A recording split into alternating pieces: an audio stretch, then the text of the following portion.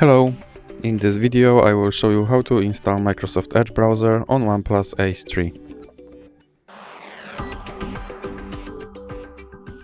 So you have to start with opening your Google Play Store. Now click on search bar and type in Edge and click search. And now click install.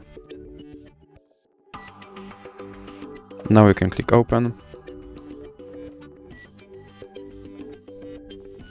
Now you can click skip introduction. Here you can set your Microsoft Edge browser as your default browser, or you can click not now.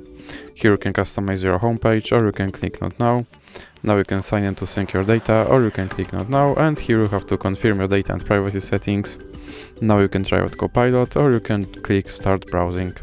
And your Microsoft Edge browser is now installed and ready to use, so that's it for this video. If you liked it, please remember to leave like and subscribe.